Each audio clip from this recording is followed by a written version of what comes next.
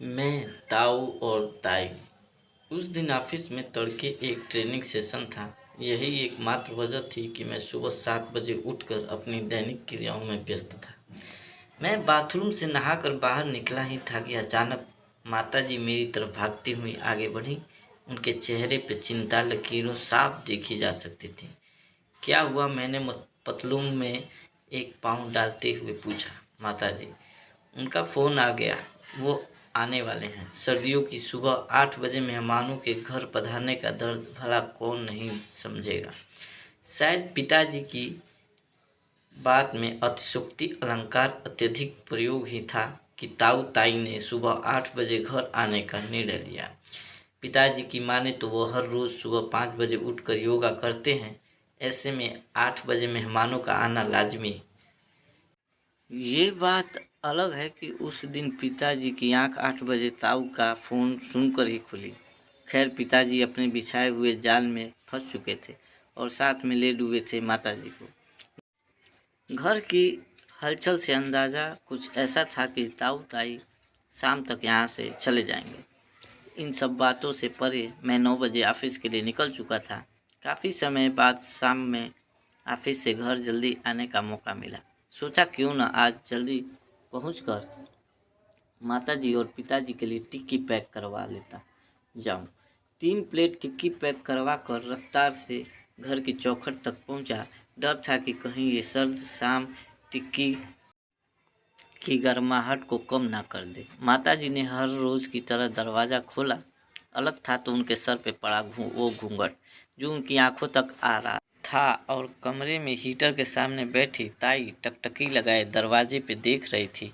काफ़ी दिनों बाद पूरी 1 प्लेट टिक्की जायके का लुत्फ़ उठाने का ख्याल धूमिल होता नज़र आ रहा था। ये दृश्य देखकर मैं हतप्रभ था। ताई जी की नज़रों से बचता बचाता मैंने एक हाथ से माताजी का हाथ पकड़ा और उनको किचन की ओर ले गया। दूसरे हाथ से टिक्की किचन के एक कोने में टिकाते हुए मैंने माताजी से पूछा, ये गई नहीं अभी? माताजी, कोई बात नहीं बेटा, ताई जी का व्रत है। ये जवाब मेरे सवाल का तो नहीं था, लेकिन न जाने क्यों एक अजीब सा सुकून देने वाला था।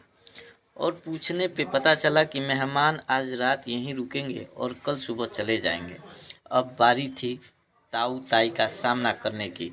गहरी सांस लेते हुए मैं कमरे दाखिल हुआ और ताई जी के चरणों में जा गिरा। पधारिए शंकराचार्य जी। ताई जी मेरी जुल्फों को निहारते हुए बोली। ताऊ जी को कमरे से नदारद देख मैं समझ चुका था कि किचन में माता जी से बात करते के दौरान बाथरूम से वायु घूमने की आवाज़ क्यों आ रही थी, जिसका एक मतलब ये भी था कि ताऊ जी अब जब आएंगे तो अलग से लेंगे। इस बीच माताजी ने ताई जी का परिचय ये कहते हुए कराया कि ये कवित्री हैं। शेष परिचय ताई जी ने अगले 1 घंटे में स्वयं पूरा किया। चेहरे पढ़ने की कला में भी मशहूर ताई जी ने माताजी और पिताजी को बताया कि लड़का आपका विद्वान है।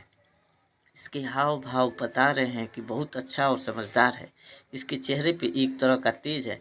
बहुत आस लगाए मैंने ललचाई नज़रों से माताजी और पिताजी की तरफ देखा कि शायद कम से कम आज तो ये भी मेरी तारीफ में कुछ बोल ही देंगे, मगर ये हो न सका। मेहमानों की बात काटना हमारे संस्कारों में नहीं आता, इसलिए माताजी पिताजी ने चुप रहना ही उचित समझा। खैर, ताई जी को मेरे चेहरे पर नज़र आने वाला तेज असल में 12 घंटे की नौकरी के बाद निकला हुआ तेल था जो मेरे माथे पर नज़र आ रहा था। यहाँ वो मात खा गई थी। उनकी बातों का करवां यही नहीं रुका। ये मेरी नई ताई जी हैं, जिनसे मैं ज़िंदगी में पहली बार अभी 1 घंटे पहले मिला हूँ, लेकिन इसी बीच उन्होंने अपने पूरे परिवार से रूबरू करवा दिया था। मधुर, जो उनका बेटा है, बहुत मधुर गाता है। बकौल ताई जी, जब वो कस्में वादे गाता है तो मानो मंदिर के घंटे अपने आप हिलने लगते हैं। वो खींचता बहुत अच्छा है। ताई जी यहाँ भी नहीं रुकी। उनकी बहू यानी मधुर की पत्नी की सुंदरता की पूरी कायनात कायल है। वो एकदम दूध जैसी सफ़ेद है और किसी अंग्रेज से कम नहीं लगती। साथ ही अगर ताई जी की माने तो उनका बेटा मधुर देखने में सुंदर नहीं लगता, लेकिन उनको बहू सुंदर चाहिए थी। जब बहू निकले तो मोहल्ले के लोग लाइन लगा कर देखें और आगे आने वाली पीढ़ी की शक्ल और सूरत भी सुधर जाए, ऐसा मानना है हमारी पूजनीय ताई जी का। ये सब सुनकर मेरे अंदर बहू के लिए एक संवेदना तो उत्पन्न हुई, लेकिन मैंने उसे अपने अंदर ही दबा लिया। वैसे अभी कुछ ही देर पहले ताई जी ने मुझे पाश्चात्य सभ्यता के दुष्प्रभावों को विचार से समझाया था और अंग्रेज़ों से दूर रहने और उनकी नकल ना करने की एक दुरुस्त सलाह दी थी। ऐसे में उनकी अंग्रेज़ों की तरह सुंदर बहू वाली बात मेरे समझ से परे थी। साथ ही उनके सुंदरता के मापदंडों को भी मैं अभी समझ नहीं पाया था। अब ताई जी से मिले हुए 2 घंटे बीत चुके थे और वो मुद्दे की बात पे आ गई थी। वो मेरे लिए भी अपनी बहू की तरह एक सुंदर लड़की की बायोडाटा लेकर तैयार बैठी थी, मानो मेरे विवाह की चिंता उनको अंदर ही अंदर से खोखला किए जा रही थी। ये कुछ इस तरह था जैसे उन्हें धरती पर 36 नवयुवकों की शादी करवाने का टारगेट मिला हुआ था। ताई जी ने बताया कि एक लड़की नज़र में है, लंबाई में 5 फीट 5 इंच है और शरीर से हष्ट पुष्ट और सुडौल है। लड़की में गांव वाली मजबूती है। ये व्याख्या लड़की की है या गांव की मजबूती लकड़ी की, ये तो नहीं पता, मगर हाँ, अगर लड़की थी तो मुझे पटकनी देने के लिए पर्याप्त थी।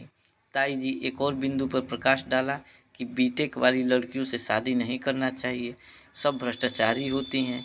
भ्रष्टाचारी से याद आया, ताई जी को ज़िंदगी में सिर्फ एक चीज़ का मलाल था कि उन्हें बीजेपी से टिकट नहीं मिल पाया।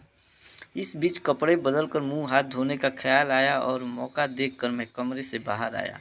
आज घर पे मेहमान आए थे, पकवान बनाने का मौका भी था और दस्तूर भी। इसी उपलक्ष्य में आज पूड़ी और मटर मखाने की सब्जी बनी। खाना खाने के लिए सभी लोग बैठे ही थे कि अचानक ताई जी, बिट्टू भोजन मंत्र पढ़ो।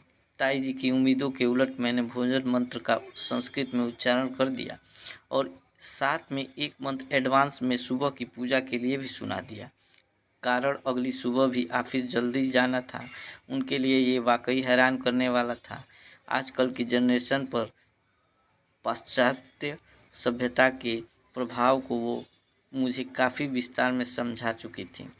अब बारी थी भोजन काल के बाद वाली कक्षा की, जिसका शुभारंभ और अंत ताई जी ने एक बार फिर कई मधुर कविताओं साथ किया। इसी बीच उन्होंने अपना परिचय एक बार फिर करवाया और बताया कि उनका बेटा मधुर बहुत ही मधुर गाता है। वो जब कस्मे वादे गाता है तो मानो मंदिर के घंटे अपने आप हिलने लगते हैं। वो खींचता बहुत अच्छा है। उनकी बहू दूध की तरह सफ़ेद है और अंग्रेज से कम नहीं लगती। साथ ही अपने बेटों की तारीफ के लंबे और टाइट पुल बांधने में उन्होंने कोई कसर बाकी नहीं रखी थी। ये सब सुनकर मैंने एक बार फिर माताजी और पिताजी की ओर ललचाई नज़रों से देखा कि शायद इस बार तो मेरी भी तारीफ हो ही जाएगी। मगर खैर, इस बीच उन्होंने लल्ला को फ़ोन भी लगाया और फ़ोन मेरे हाथ में पकड़ा दिया और मैंने और लल्ला ने कुछ इस तरह बात की जैसे हम वर्षों से एक दूसरे को जानते हैं। उस 2 मिनट की बातचीत में हम एक दूसरे के घर आने और मिलने तक का प्लान बना चुके थे। असल में और कुछ बात करने के लिए था भी नहीं। इसके बाद ताई जी ने मुझे कुछ ऐसा बोला जिसे सुनकर मैं सकपका गया। ताई जी, हमने लल्ला को तुम्हारे बारे में बता दिया है, अब लल्ला तुम्हें देख लेगा। उस पल मुझे अपनी ज़िंदगी में किए सारे पाप याद आ गए। शायद उनको टिक्की ना खा पाने का मलाल था या कुछ और। फिर जो मुझे कुछ देर बाद समझ आया उसमें थोड़ा और सकपका गया। लल्ला मुझे मेरी शादी करवाने के लिए देखने वाला था। इस बीच मैंने ताई जी को फ़ोन पर किसी और से कहते हुए सुना, लड़का लंबा है, सुंदर भी है। ये सुनकर मैंने एक बार फिर ललचाई नज़रों से माताजी पिताजी की ओर देखा कि शायद इस बार खैर, कमरे में मंडप लगने से पहले मैं वहाँ से निकल जाना चाहता था, लेकिन तभी ताई जी, गाना सुनाओ। इस बार मेरी तरफ से मोर्चा माताजी ने संभाला। समा बंध चुका था। ताई जी और आंखों तक घूंघट किए माताजी को एक साथ भजन गाते देखना अत्यंत शोभनीय था। यही मौका था कि भजन की धुन पर नाचते हुए मैं किसी भी तरह दूसरे कमरे तक पहुंच जाना चाहता था। इस बार मैं सफल रहा और ताई जी की नज़रों से बचते हुए दूसरे कमरे में पहुंच गया। खैर, ऑफिस में कल होने वाली ट्रेनिंग सेशन के संबंध कुछ काम करने के लिए मैंने लैपटॉप खोला ही था कि बराबर वाले मिश्रा जी ने दरवाजे पे दस्तक दी।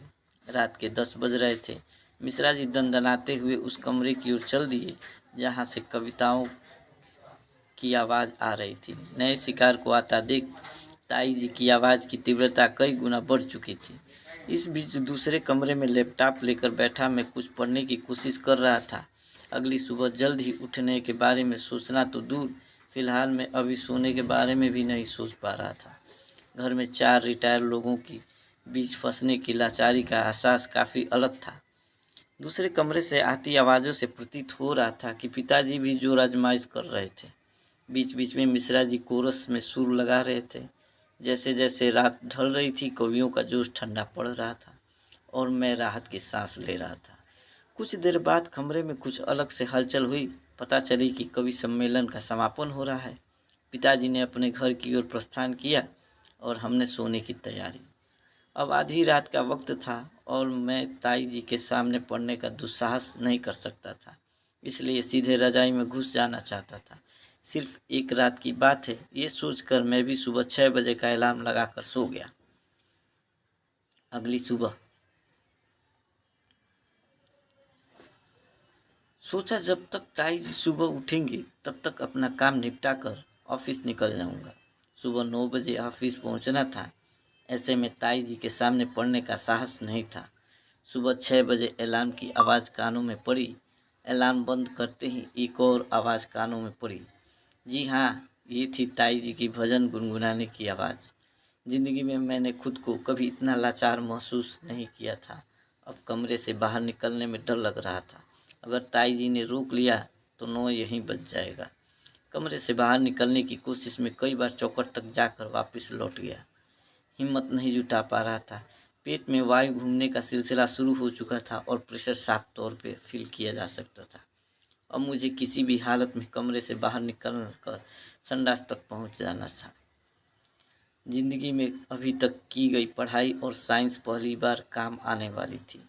एक बात साफ थी, अगर कमरे से निकलकर तेज गति से संडास की तरफ सीधे चला जाऊं, जिसकी दूरी कमरे से तकरीबन 15 फीट है, तो ताई जी की नज़रों से बचा जा सकता है। एक गहरी सांस भरी और सीधे संडास की तरफ तेज गति से दौड़ लगाई। मेरी पढ़ाई रंग ला रही थी, गति अच्छी थी, दूरी का हिसाब भी सही लग रहा था और ऐसे लगा कि अब मैं संडास तक पहुंच ही जाऊंगा। जैसे जैसे मैं संडास के दरवाजे के करीब पहुंच रहा था, वैसे वैसे मेरा प्रेशर बढ़ रहा था, जैसे वो निकलने को बेताब हो। मैंने दरवाज़ा खोलने के लिए हाथ बढ़ाया ही था कि पीछे से आवाज़ आई, अरे बिट्टू। लग गई, मेरे मुंह से निकला। ऐसे में ताई जी के बुलावे की कीमत मैं बहुत अच्छे से जानता था, लेकिन जवाब देना मजबूरी थी। अतिथि देवो भव, कच्छे का क्या था वो तो भूल जाता।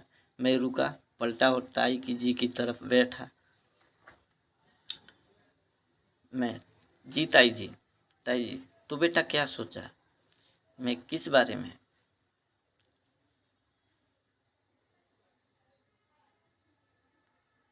ताई जी, शादी के बारे में। ये सुनकर मेरे चेहरे की हवाइयाँ उड़ चुकी थी।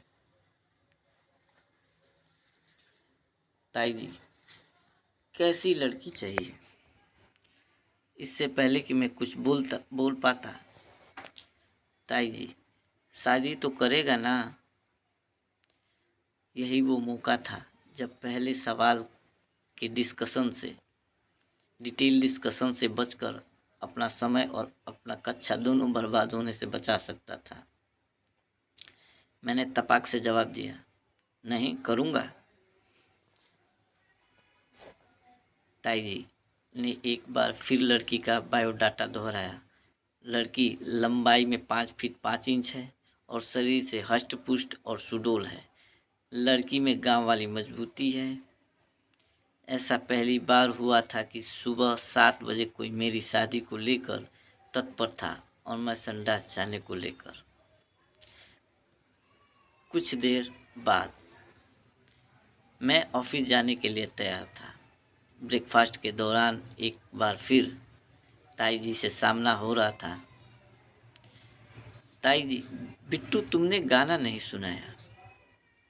मैं, ताई जी, बेटा हमारा लड़का मधुर कस्मे वादे मंदिर घंटा खींचता। मैं, मेरे ऑफिस निकलने से पहले ताऊ ने मुझे अपने गंतव्य तक जाने का तरीका, उचित समय इत्यादि की जानकारी ली। अब ये निश्चित हो चुका था कि अतिथि आज चले जाएंगे। मैंने भी निकलने से पहले ताई जी की चरण स्पर्श कर तरीके से विदा ली। फिर जल्दी आइएगा वाली फॉर्मेलिटी करनी हमारे यहाँ ज़रूरी होती है, सो मैंने भी कर दी। हालांकि ये कहते वक्त मैंने उनके जवाब का इंतज़ार नहीं किया और चलता बना। आज दोपहर तक उनके यहाँ से निकलने का कार्यक्रम था।